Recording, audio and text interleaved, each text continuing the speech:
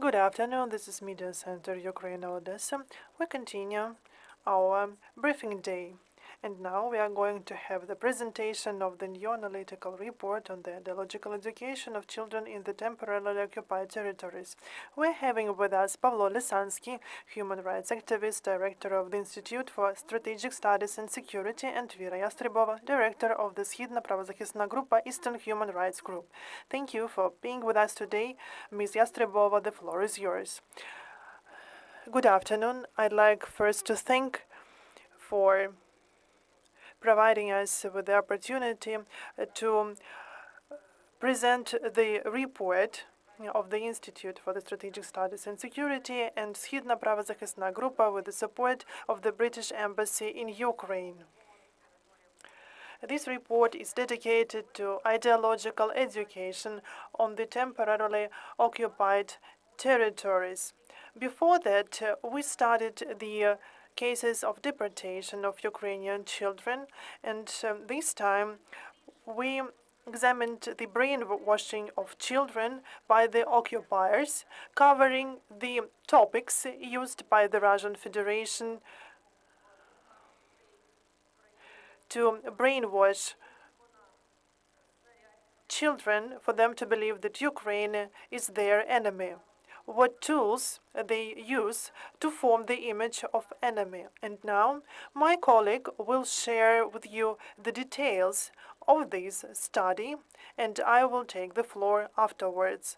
Mr. Lysyanskyi, the floor is yours. Good afternoon. I would like to welcome everyone first, and I'd also like to say that this topic is very important. So it is ideological education in quotation marks, so-called education. So first, we studied the deportation of Ukrainian children to the Russian Federation, but then we noticed that both in the Russian Federation and on the temporarily occupied territories of Ukraine, there are funds provided for ideological education to distort historical facts and historical processes, as well as the current political processes. They also allocate funds to prepare educational materials to justify the Russian aggression against Ukraine, and these educational materials have already been disseminated in all educational institutions on the temporarily occupied territories. So they try to brainwash our children on the temporarily occupied territories of Ukraine. Can you show our presentation, please? First of all, we need to explain what is the ideological education on the temporarily occupied territories. The Kremlin tries to raise up children who will be ideologically against the Western countries. So let's just think who fights against Ukraine on the temporarily occupied territories. These are people who were born in 1980, 80s and later. So now these people fight because they cannot go back, because they can be killed by the Kadyrov units and others. So there is the tool that makes them to attack. But now the Russian Federation want to raise the whole generation for them to willingly attack, because actually we understand that this is ideology who shoots people, not a human itself. And as it has been mentioned once by Churchill, no one has such power as the teacher of young children. So there are three parts of education, ideological education, which includes the following. This is historical education,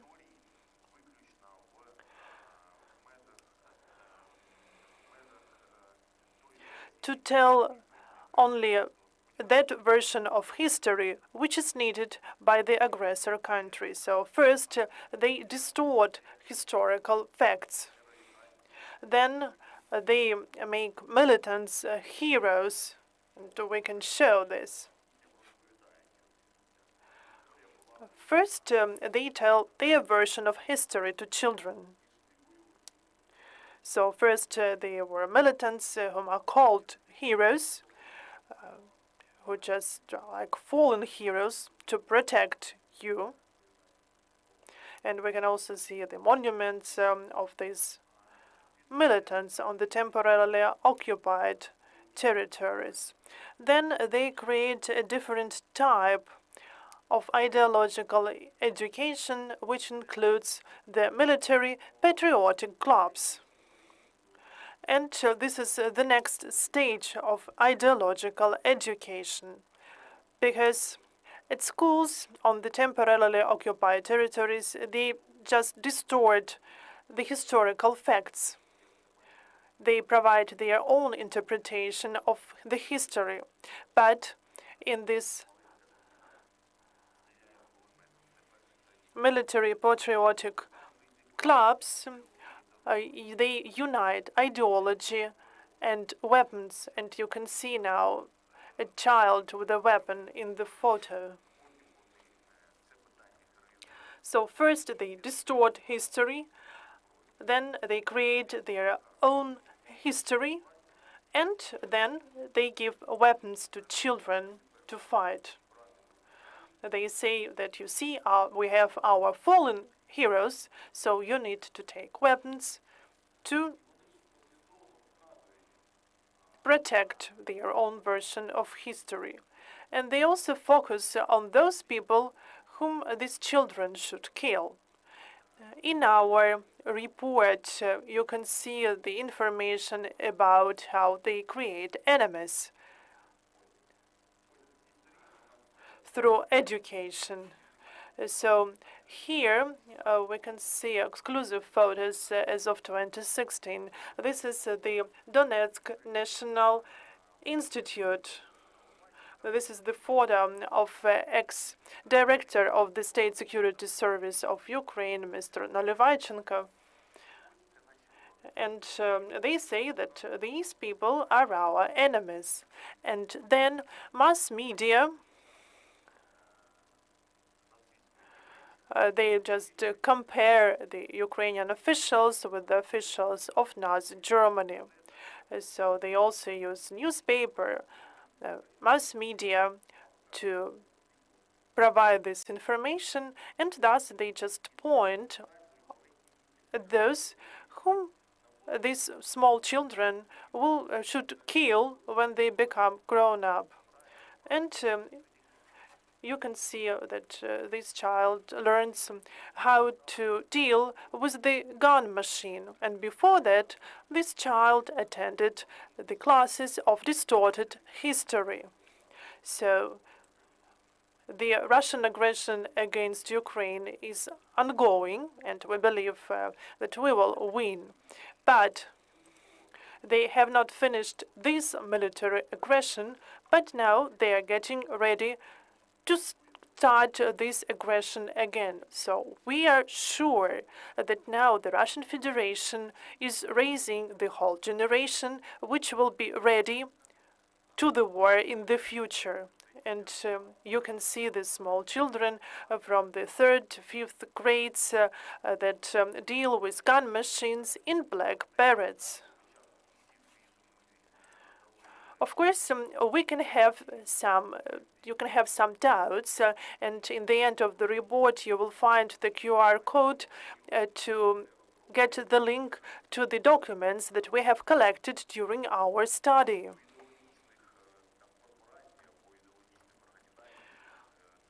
This is information about ideological organizations who work in the Russian Federation to prepare the mentioned educational materials.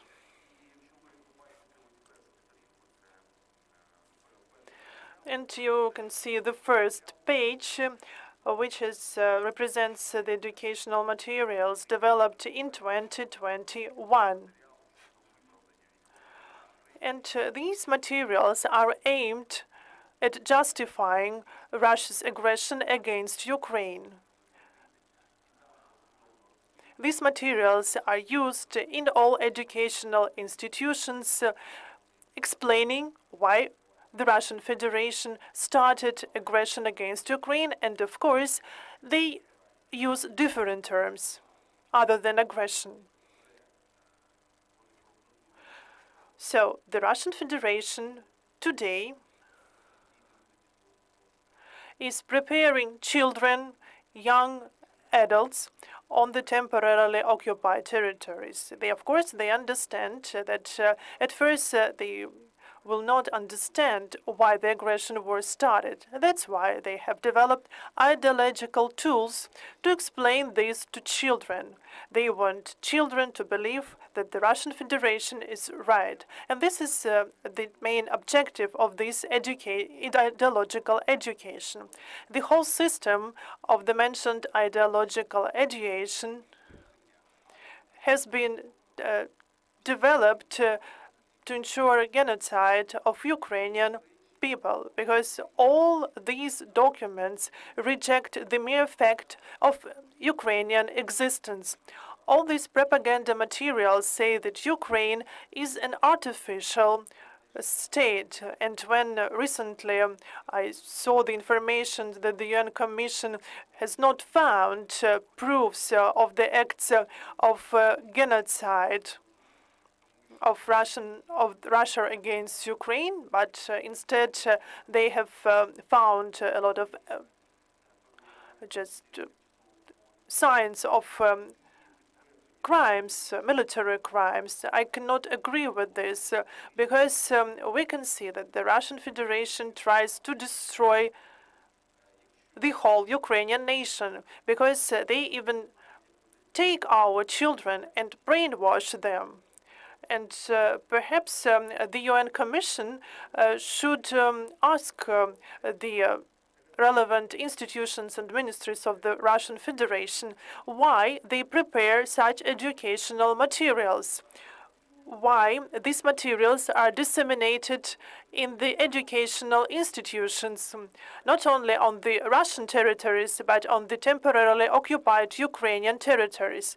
Why do they have even incorrect maps that show the different borders of Ukraine as they want them to be? So with these materials, they create the basis for hatred against Ukraine and Ukrainian Western partners. So we can say that in 15, 20 years, they plan to repeat their aggression. And I don't know what territory they will select in the future.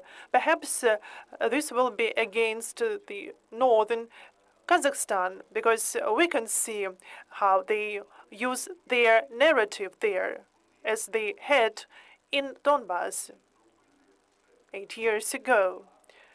So they want to make us enemies for children who undergo brainwashing and ideological forced education. Why is it forced? Because there is no alternative in this. If parents don't want their children to study at schools on the temporarily occupied territories, they just don't want their children to assemble or disassemble machine guns, to study the Russian interpretation of history. These parents are summoned into schools, saying that these parents violate child's right for education, and if it is repeated, we will take your child from you, and you will be deprived of parents' rights.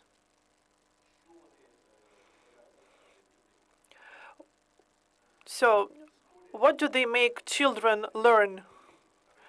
So there is the newest history of Russia, the introduction to the newest history.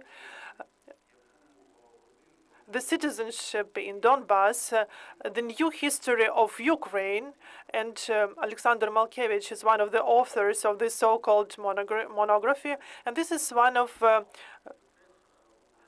political technologists of Prigozhin. And you will also be able to find the link to this report, to this material in our report.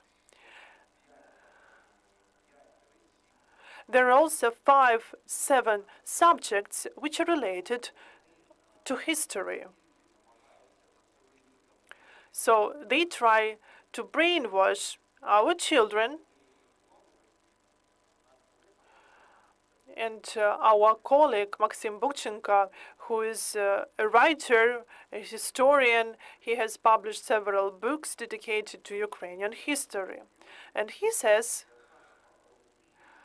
that when he reads these materials, he, as a historian, still needs time and additional materials to deal with this material. And of course, no child will do this. They don't understand, they need to refute the history, this interpretation of the history that they learn at schools. And to summarize everything said, I'd like to say that this is a crime, but this is a crime of different form other than deportation of children.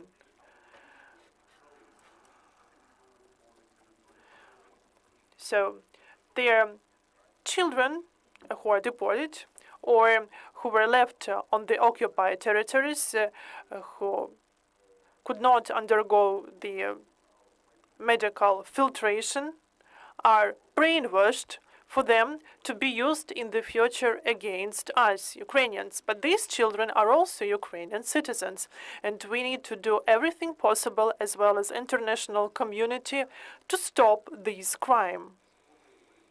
This is similar like Chinese political schools.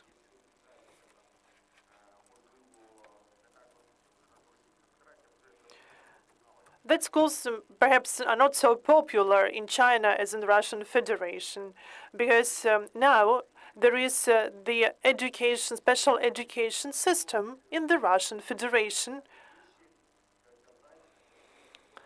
There are also Kazakh cadet corps, which are planned to be established in Donetsk Oblast, and we can already see them on Luhansk, in Luhansk Oblast, and on the other temporarily occupied territories. And these children are educated in Rostov Oblast. They have special uniform that they have to wear, and they learn the special interpretation of history. And these are also the forms of ideology of the Russian world. And they use this ideology to brainwash children who are staying on the temporarily occupied territories. What is their objective or aim? We believe that they want in 5 or 10 years to have the new generation ready for the Russian aggression, just to bring in life all the dictatorship plans. This is all on my side. Thank you, Mr. Lysyanskyi, and Ms. Yastrebova. The floor is yours.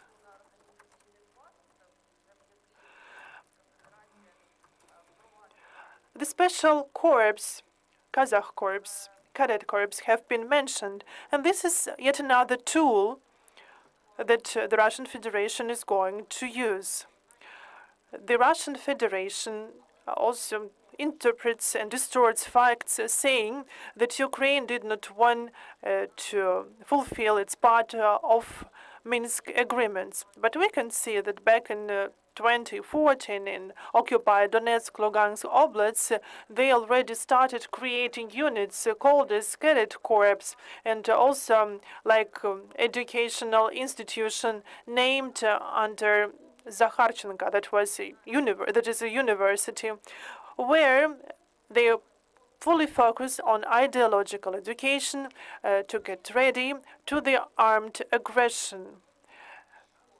There is a major concern that the Russian Federation fully controls the education of children, both at schools and outside the schools. As it has been already mentioned by my colleague, there are special types of classes, like the class of courage or the class hour, and they use these classes to brainwash children. We can now see a significant number of children who has undergone this military patriotic education and which now participate in the managed club. I believe there is nothing in common with education. They literally prepare soldiers for the future. The Russian Federation deprived children of childhood. They took their children to the front line as a result of the forced mobilization. They ruined the industry on the occupied territories, and now they use distorted historical facts to make soldiers out of our small Ukrainians. They form the aggressive perception of Ukraine and the whole civilized world in the heads of the children. They justify the occupying policy of Kremlin and Putin in particular. So they study the speeches of Putin at schools. The teachers explain how these speeches should be perceived by children. They also have there is only one right idea of what is going on, and they raise hatred in children. They also have other types of classes, tactical education, topography. They also teach children how to use weapons. You can find in our report the educational plan of that military patriotic clubs, what is taught to our children. And everything is based on the distorted historical facts and the new concepts that have been mentioned by my colleagues. So they say that there is only one enemy. I can say that the Russian Federation tries to destroy peaceful civilians, peaceful cities through their military aggression. They kill our military, and they want to deprive us of the future by two ways. The first way is deportation of Ukrainian children to the Russian Federation, where even their dates of birth and names are changed. The second way, the second method they use is brainwashing of Ukrainian children through so-called ideological education. They use the Wehrmacht concept. So they should admire Putin, they justify his military crimes, and they built the only future for these for the small Ukrainians to learn at 7 how to assemble and disassemble gun machines and how to kill someone for Putin.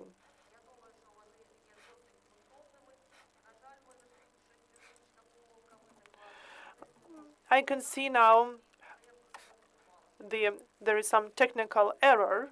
We cannot show you the whole report. I would also like to say that the Russian Federation has one more context. This is the production of Orthodox Church. They also use these manipulations to brainwash children on the temporarily occupied territories of Ukraine.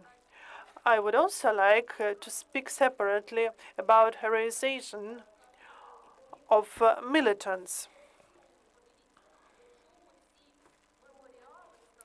You can see that they install memorials in memory of the militants who were responsible for implementation of the aggressive Kremlin's policy on the occupied territories, depriving Ukrainians of their home, work, and life.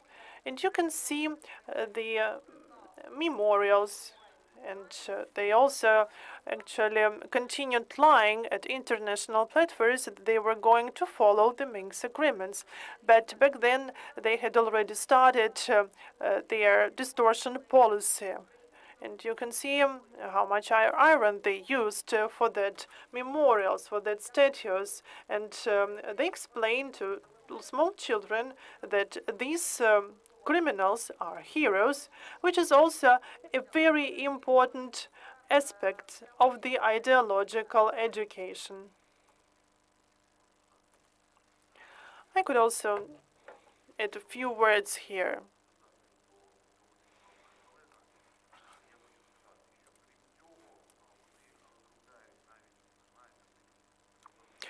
Apart from what has already been mentioned, they also had kind of ideological headquarters. So they occupied Kherson, but it was liberated by the armed forces of Ukraine, but still there was the declaration of the Russian Kherson representing distorted facts.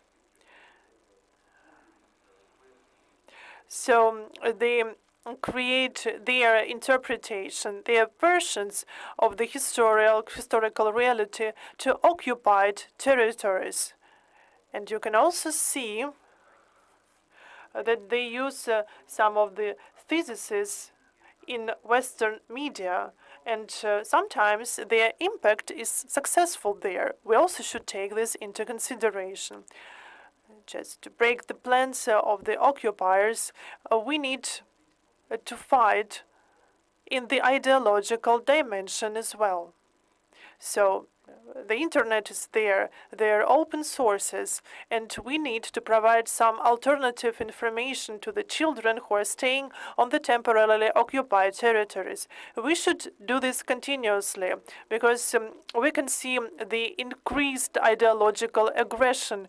In 2015, they only learned how to assemble and disassemble assault rifles, but in the next years, they also took girls and taught them how to use booby traps. We have developed recommendations with the doctors of political sciences and what we should do to counteract these activities. And we call for NGOs, governmental entities and institutions, international organizations to counteract this ideology, because otherwise we will have the new generation of people ready to fight. Thank you. Dear colleagues, do you have any questions?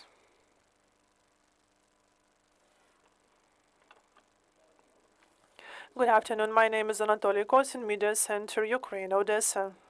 I have the following question to you. According to the international legislation, those authors of the so-called monographers, teachers, can they be brought to criminal liability at the International Court of Justice for the genocide, as you call it? We can actually prosecute them according to the national legislation, and then we can submit these materials to the International Criminal Court.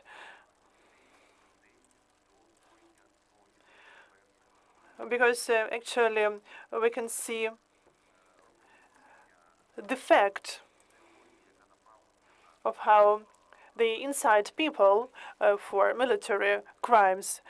And actually we have some other things here, like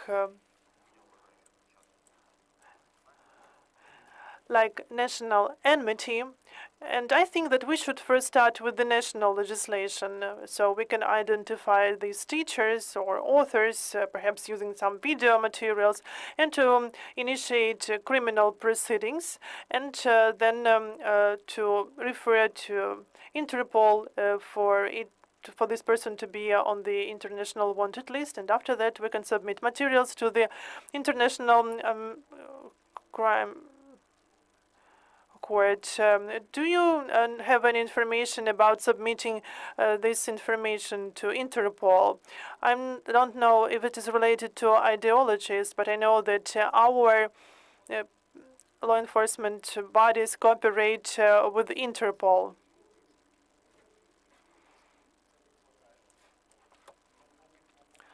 I don't have information with this regard. And these teachers are not that rich to be able to go abroad for there to be arrested by Interpol. And as for the managers of the Expert Institute of Social Studies, which is actually managed by Kiriyenko, who develops all these ideological materials and is responsible for internal policies. And actually, the managers of other organizations, which you can find in our report, yes, we can cooperate with Interpol for them to be arrested by Interpol on the border. Dmitro Dolmatov, RFI. And you've mentioned that they start brainwashing even small children. Do you know till what age it is possible to work with these children? Because if we look on adults now, it seems that it is impossible to explain them that the information that they got is incorrect, because they are not able to perceive another information. So what is the age limit for the children? And I can say that the Russian Federation has a complex approach to such ideological education. And they start from schools. But even in preschool institutions, even in kindergarten and in nurseries, when children do something with their hands or draw something, they also use the word topic there, even for such children activity. For example, they make tanks, they just use the colors of the Russian flag. And so why do they use this aggressive impact on children? So people say that if you want actually to win over your enemy, you should raise your enemy's children. This is what they use now. As for ideological contexts, and we need to work with the population. We also need to work with our people on the occupied territories, on the liberated territories. We should also have some information campaigns. Journalists should also be involved in the process. And some public figures shall be also involved to change the situation, because we can just, we should not allow our enemy to do what it does now. I'd like to add that in Germany, after the Second World War ended, and Germany spent a lot of money to introduce the political education for population. And we also should use this approach, the approach of the after-war Germany, because it is a very sensitive issue. Because when it comes to re-education, it perhaps cannot be like perceived. So we should have the consultation of the counselors, of psychologists and psychoanalysts, what to do in such situation. I discussed this topic with experts, and they said that at 16, at 20, it is possible. 20 plus, it is also possible. But different tools should be used. For example, like films. For example, in the Soviet schools, they demonized Nestor Makhno. And there was an experiment in the countries of post-Soviet countries. The series was shot about Nestor Makhno, and after watching the series, people just changed the perception of this historical figure. So this series made it possible to fight Soviet propaganda. But anyway, we need to create an educational system, and perhaps we can use online format to teach the children staying on the occupied territories. And of course, that people always try to get the forbidden fruit. And perhaps some children will be interested in why they're not allowed to watch that materials online. And perhaps this could work, because we don't have access to the temporarily occupied territories, but we need to do something now. And with this issue, we should find partners, including the countries of the post-Soviet countries, because they have some of the countries have also their dictators, like in the Russian Federation, and through the Russian Fund and through the so-called Russian centers, which we reported in 2021, they also have their educational policies, and you can see what they do now in Kazakhstan. The situation is the same as in Luhansk and Donetsk Oblast of 2010, 2014, and we should unite with those countries to fight Russian Federation in the ideological dimension, because the Russian Federation uses this ideology to occupy other territories for their emperor ambitions. The next question. Michael Vasura, Newsweek. This ideological approach, do we have something new? Because I remember your report in October, how Russia deports Ukrainian children on its territories. And is this deportation is ongoing? Or have they switched to ideology from kidnapping, or do they use all these tools? First of all, we need to say that this report is dedicated to ideological education on the uncontrolled territories, temporarily occupied Ukrainian territories. The Russian Federation continues deportation of children, and as it has been mentioned in the deportation report, it also includes the medical filtration, because the Russian Federation does not want to have sick children. And yes, of course, we can recognize that there are some families with children, and these children, they are taught with what has been mentioned. There is the whole cruel ideological concept. And to envisage the future risks, to offer countermeasures to fight these risks, we have prepared this report. What language would you prefer in my answer? It's up to you. So just I will answer in Ukrainian. What is the situation in the temporarily occupied territories now? A lot of children and families have been deported. And the Russian Federation tries to open branches and representatives of its federal authorities on the temporarily occupied territories.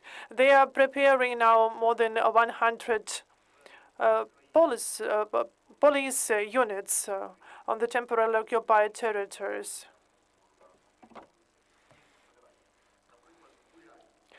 And for example, there are some families coming from Buryatia to the temporarily occupied territories. And of course, these families bring children, and of course they also need to use their ideology to raise the children properly, because when these children become grown up, they will start asking their parents why they came to the territories, what was before the aggression, etc. So when we speak about ideological education of children, we mean all children, including the children coming with their families from Russian regions to the temporarily occupied territories. So now they have strengthened their propaganda. So there were some rallies with the flags, and now their children are already taught from the first grade their version of history. There is the class called historical truths.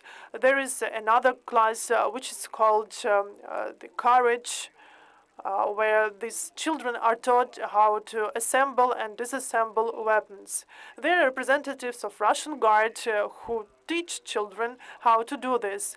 Then they have a so-called class hour, where they discuss the political situation in the country. And we understand that there is no democracy there. Of course, they do not discuss the real political situation, but they discuss the topics according to the plan of the Ministry of Education. And so they use now this massive targeted propaganda. Of course, this is a new technology. They test this technology on the temporarily occupied territories of Ukraine. And their final plan is to raise the whole generation of children, which is ready to start the new military aggression. Their focus is Ukrainian children. Now they try to issue Russian passports, Russian birth certificates to these children. Those children who were not accepted through medical filtration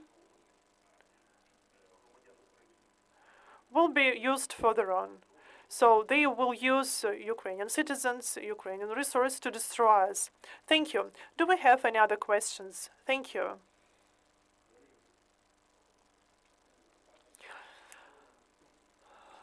I have a question about this medical filtration. You presented the report about medical filtration last time, and you named the numbers, how much money have been spent by Russia for this campaign. Do you have any numbers about how much money has they already spent for this ideological education and brainwashing of children on the temporarily occupied territories? We have numbers, but not in terms of finance. By the end of 2023, they want to educate more than 3,310,000 children on the temporarily occupied territories. I don't know if they have so many children there, because we need to study this issue. But this is their plan by the end of 2023.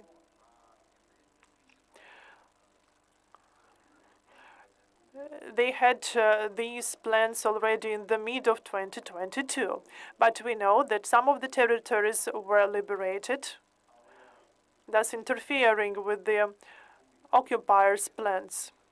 So I don't have specific numbers at the moment. And I'd like to explain why. When they allocate funds, these funds are provided to different organizations, like different clubs, expert Institute of Studies, and the whole range of other organizations where you can find the historians. And they also have the Russian Institute of Strategic Studies, which is an analytical institute of the Special Intelligence Service of the Russian Federation, which is now under the administration of the President of the Russian Federation. So they are historians who fulfill specific tasks. And it is very difficult to find information about these funds because this is secret information. But we have this number that they plan to educate more than 3 million children by the end of 2023. Thank you. There are no other questions. Then we'll stop here. Thank you for being with us today. These were Vira Yastrebova and Pavlo Lysyanskyi, and we will be here at 2 p.m. to discuss the security situation in Moldova. Stay tuned.